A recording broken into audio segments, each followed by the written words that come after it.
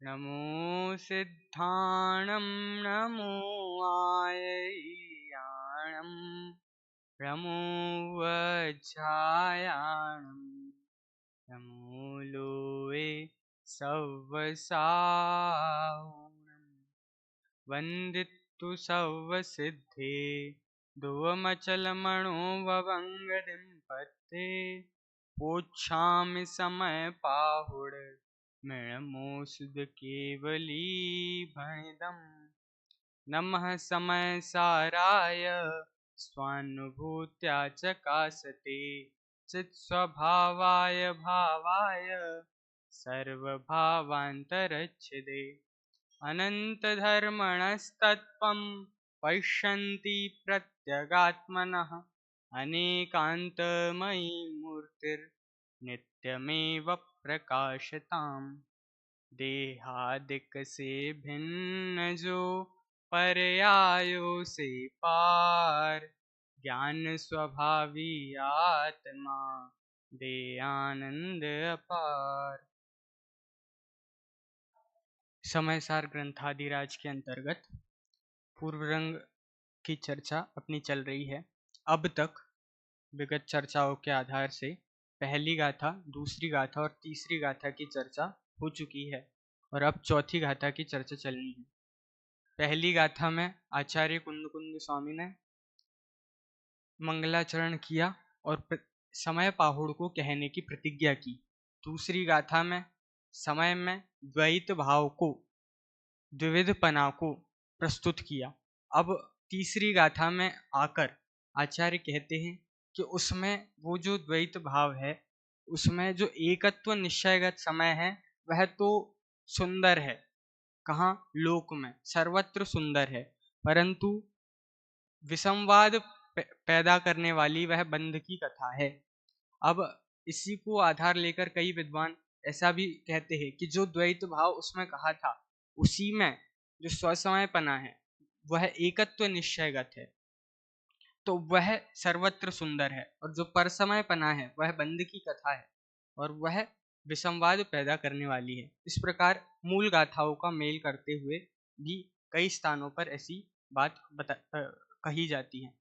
फिर वह वहाँ कल प्रश्न भी अंतिम चर्चा में उपस्थित हुआ था कि उस तीसरी गाथा की टीका में जो आचार्य अमृतचंद स्वामी ने कहा कि ये बंध की कथा है, ये विसंवाद पैदा करने वाली है, ये अश्रेयस्कर है, ये अशोभास्पद है, ये असुंदर है। तो फिर यह प्रश्न उठा कि इसको कहा ही क्यों, जब इतना जो विसंवाद पैदा करती है तो उसको कहा ही क्यों। तो इसके लिए हमें दूसरी गाथा की टीका की ओर देखना चाहिए, जहां उन्होंने परसमयपना सिद्ध करते हुए कहा। वहां वे आचार्य कहते हैं कि परसमयपना हुआ क्यों, कि अनादि जो मोह है, वहां मोह को उपमा दी किसकी, तो कंदली मूल जैसे परिपुष्ट होता है वैसे ही यह मोह परिपुष्ट होता है। तो उस मोह के उदय से जो दर्शन ज्ञान स्वभाव है, उसकी नियत वृत्ति, उसको तोड़कर परद्रव्य के निमित्त से उत्पन्न ये जो मोह है, अब उसके वश होकर फिर वहां उन्होंने आचार्य देव ने कहा कि उसके निमित्त से मोह राग द्वेष भाव में एकता रूप में लीन होकर प्रवृत्त होता है, तब पुद्गल कर्म के प्रदेशों में स्थित होने से पर में एकाकार होकर जानता है और परिणमता है। माने पर रूप ही जानता, समय का अर्थ वहां जानना और परिणमना ऐसा किया, तो वो पर रूप और द्वैत रूप होकर, स्व और पर रूप होकर जानता है और परिणमता है, इसलिए वो पर समयपना कहा। तो इस और यही पर समयपना यहाँ कह रहे हैं कि ये बंध कथा, ये द्वैत, ये भाव यहाँ पर विसंवाद को पैदा करता है। इस प्रकार ये चर्चा थी। अब तीसरी गाथा में आचार्य देव ने ये जो बात कही, चौथी गाथा में आकर आचार्य देव स्वयं कहते हैं कि ये जो एकत्व निश्चयगत समय जो सर्वत्र सुंदर है, अब वो जो है वो है बहुत दुर्लभ है। उसकी उत्थानिका में ही ये बात वो स्पष्ट करते हैं। क्या कहते हैं आचार्य उत्थानिका में? अथ एतद सुलभत असुलभत्वेन विभाव्यते। यह बहुत, क्या इसका अर्थ क्या हुआ कि अब इसकी जो एकत्व विभक्त, जो सर्वत्र सुंदर लोक में था, एकत्व निश्चयगत समय था, उसकी असुलभता दिखाते हैं, बताते हैं। अब ये जो उत्थानिका देखी हमने, इसके आधार से ही हम ये बात कह सकते हैं कि ये बात कितनी दुर्लभ है, ये सुलभ नहीं है। हम अक्सर ये बात कहते हैं कि इसमें कौन सी बड़ी बात है, ये तो बहुत सुलभ बात है। सम्यक दर्शन कौन सी बड़ी बात है, ये कोई हवा है नहीं है। तो यहाँ आचार्य देव इस बात को स्थापित कर रहे हैं कि ये बात दुर्लभ है। अब क्यों दुर्लभ है, तो इसका उत्तर वो गाथा में देंगे। और ऐसी भी बात है कि यह दुर्लभ है तो इसकी महिमा जागृत हो, इसकी ओर आकर्षित हो, इसलिए ये बात यहाँ कही। ऐसा नहीं है कि इसकी महिमा करानी थी इसलिए दुर्लभ है नहीं, फिर भी दुर्लभ का है, ऐसा नहीं। ये वास्तव में दुर्लभ है। क्यों? क्योंकि जैसा दौलत जयचंद जी छाबड़ा ने कहा, भाव में प्राप्ति कठिन है, यह व्यवहार कहा है, उस अपेक्षा ये दुर्लभ है। और इसलिए यहाँ वह कह रहे हैं कि ये बात दुर्लभ है, एकत्व विभक्त की बात दुर्लभ है। और इसलिए इस गाथा में उसको दिखाएंगे। अब ये गाथा, इस गाथा को मूल से पढ़ते हैं। क्या है गाथा? आचार्य देव कहते हैं, सुद परिचिदानुभूदा सवस्सविकाम भोग बंध कहा, एयत्तस्वलंभो नवरिण सुलहो विहतस। पद्यानुवाद भी पढ़ते हैं। सबकी सुनी अनुभूत परिचित भोग बंधन की कथा, पर से पृथक एकत्व की उपलब्धि केवल सुलभना।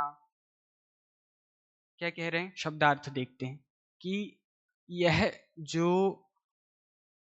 आत्मा एकत्व विभक्त है, वह उसकी बात दूसरी पंक्ति में आएगी। पहली पंक्ति में वह कहते हैं, शुद्ध परिचित अनुभूता। श्रुत है, परिचित है, अनुभूत है। क्या?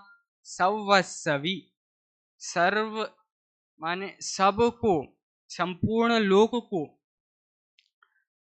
कौन सी बात? काम भोग बंध कहा। काम भोग और बंध की कथा ही सर्वत्र, सर्वस्व, सर्वस्यापि, सभी को यह बात कैसी है? तो यही बात श्रुत है। कौन सी? काम भोग बंध की कथा। यही बात श्रुत है, यही बात परिचित है, यही बात अनुभूत है। अब ये काम भोग से अपन तो एक ही अर्थ जानते हैं और एक ही अर्थ लेते हैं। दुनिया में कभी भी चर्चा चले तो विषय का नाम लेते ही बस एक चीज सामने आती है। परंतु जयसिंह स्वामी कहते हैं कि इनमें पांचों इंद्रियों के विषय लेना, और काम भोग से सामान्यतः अर्थ ले तो काम संबंधी ऐसी, जैसे 72-74 गाथा की टीका में भी यह शब्द आया, तो वो कहते हैं कि काम उत्पन्न होता है और नष्ट हो जाता है। वहां उन्होंने कहा कि दारुण काम संस्कार वो उत्पन्न होता है और विविक्षय से वो नष्ट हो जाता है। तो काम को एक तरह से वो जैसे नित्य नहीं है।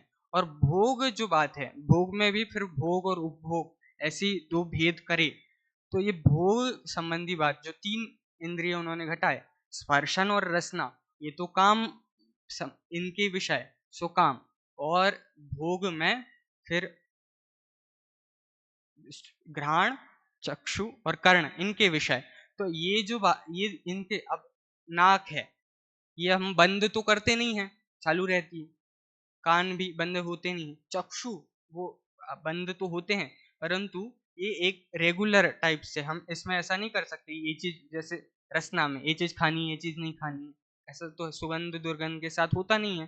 तो इस प्रकार भोग की कथा और काम की कथा इसमें भेद इस प्रकार जानना चाहिए। और एक अर्थ में देखें तो दोनों एकार्थवाची भी है, और यदि भेद देखना है तो इस प्रकार का भेद दिखता है। अब जयसेन स्वामी ने इसको जो कहा कि काम पहले के दो इंद्रिय स्पर्शन रसना के विषय है और भोग बाद के तीन इंद्रिय, अब इनके संबंध में जो कथा है वह श्रुत है, परिचित है, अनुभूत है। अब ये कथा कहते तो कथा तो सुनी जाती है भाई साहब, परिचित के कथा कैसी होती है? तो हम इसमें ऐसा देखें कि जो बायोग्राफी होती है किसी की तो वो बिल्कुल परिचित होती है। तो यहाँ कह रहे हैं कि ये जीवलोक की बायोग्राफी है पूरी। अब फिर अनुभूत कहेंगे कि ये पूरे जीवलोक की ऑटोबायोग्राफी है। क्या? काम भोग बंध की कथा। अब ये बंध की कथा भी बहुत इसका विस्तार है। बंध की कथा क्या है? बंध की कथा सामान्य तौर से तो अर्थ शब्दार्थ करे तो संबंधी कथा, काम भोग संबंधी कथा। परंतु फिर आचार्य जयसेन स्वामी ने बंध की कथा से तीसरी गाथा में क्या अर्थ लिया था कि ये जो गुणस्थान आदि रूप पर्याय है ये बंध की कथा है। आचार्य जयसेन स्वामी ने शब्दों के कई अर्थ लिए। जैसे तीसरी गाथा में देखें तो आचार्य अमृतचंद्र देव ने वहां समय शब्द का अर्थ तो 6 द्रव्य किया, सभी द्रव्य किया, परंतु आचार्य जयसेन स्वामी ने ऐसा नहीं किया। यहाँ जीव की बात चल रही है इसलिए उन्होंने समय का अर्थ भी जीव ही किया। परंतु आचार्य अमृतचंद्र स्वामी ने वहां समय का अर्थ ऐसा क्यों किया? क्योंकि उनकी टीका में वह वस्तु व्यवस्था का प्ररूपण आ रहा था कि एकत्वगत समय वस्तु कैसे सुंदरता को प्राप्त है, स्वभाव में स्थित वस्तु कैसे सुंदरता को प्राप्त है, इस बात को उनकी टीका में वो प्रस्तुत करने वाले थे। इसलिए उन्होंने समय का अर्थ सर्व द्रव्य लिया। और यहाँ जयसेन स्वामी ने वहां क्यों लिया जीव अर्थ, आत्मा अर्थ क्यों लिया? क्योंकि वही बात पूरे आगे पीछे से आगे चलनी थी, इसलिए उन्होंने आत्मा अर्थ लिया। यहाँ पर भी बंध का उन्होंने अर्थ क्या किया? बंध का वहां तो किया था गुणस्थान आदि पर्याय रूप, यहाँ पर भी उन्होंने अर्थ किया नर नारकादि पर्याय। और दूसरा अर्थ किया स्थिति, प्रकृति प्रदेश स्थिति अनुभाग। इन रूप जो बंध होता है इन बंध को ही उन्होंने बंध की कथा के रूप में कहा। अब यही सब यही बातें काम भोग और बंध कथा ही श्रुत है, परिचित है और अनुभूत है। अब वो अगली गाथा में कहते हैं एयत्तस्वलंभो, एकत्व केवल नवरी माने केवल एकत्व की बात, विहत एयत्तस्य विहत्तस्य वलंभो न सुलहो, क्या सुलभ नहीं है? तो वो सुलभ नहीं है कहते हैं एकत्व और विभक्त की बात केवल सुलभ नहीं है, वह दुर्लभ है। इसका सामान्य अर्थ अपन देखें यहाँ पे जो लिखा है कि काम भोग और बंध की कथा तो संपूर्ण लोक ने खूब सुनी है, उसका परिचय प्राप्त किया है, अनुभव भी किया है, अतः वह सर्व सुलभ है। परंतु पर से भिन्न, अपने से अभिन्न ऐसे आत्मा की कथा न कभी सुनी है, न उसका परिचय प्राप्त किया, न कभी उसका अनुभव किया है, अतः वह सुलभ नहीं है। अब यह सुलभ नहीं है तो इसके पीछे क्या कारण है? पंडित टोडरमल जी साहब ने बिल्कुल इसी का आधार लेते हुए मोक्षमार्ग प्रकाशक में 2 प्रकरण इसी गाथा के आधार से, ऐसा बिल्कुल उसको पढ़ के लगता है इसी के आधार से उन्होंने लिखे हैं। मोह की महिमा में चौथे अधिकार में, अब वो पूरा चौथा ये सारे अधिकार उन्होंने लिखे, ये किसका विस्तार है? ये वो इसी का विस्तार है। किसका? कि एकत्व विभक्त सुलभ क्यों नहीं है, इसका ही विस्तार है। क्यों सुलभ नहीं है? क्योंकि ये अनादि से मिथ्यात्व की प्रवृत्ति चली आ रही है। काम भोग बंध की कथा में ही श्रुत परिचित अनुभूतता चली आ रही है, इस वजह से यह सुलभ नहीं है। अब वो वहां पे कहीं उन्होंने कहा कि देखो मोह की महिमा क्या है। मोह की महिमा कि जिस पर्याय को ये धारण करता है वहां बिना सिखाए ही स्वयमेव उस रूप परिणमन करता है। वहां वो सिखाना नहीं पड़ता, वो श्रुत परिचित अनुभूत है, उसको सिखाने की आवश्यकता नहीं है। परंतु मनुष्य यहाँ पर आगे वो कहते हैं, यहाँ मनुष्यादि में विचार करने पर भी सम्यक रूप परिणमन नहीं करता। यहाँ विचार करने की पात्रता है, योग्यता है।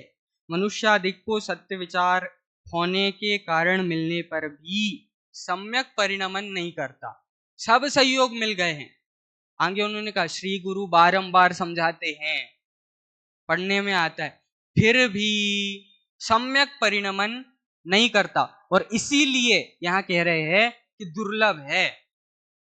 इतना सब कुछ मिल गया, बारंबार समझा रहे, बारंबार समझा रहे माने कोई व्यक्ति सो रहा हो, उसको जगाने के लिए जैसे एक बार आवाज से उठाए, वो ना उठाए, फिर उसको हिला के उठाए तो भी ना उठे, और फिर अंत में पानी डाल के उठाए तो भी उठकर फिर सो जाए, ऐसी स्थिति माने वो जगाने पर भी नहीं जग रहा है।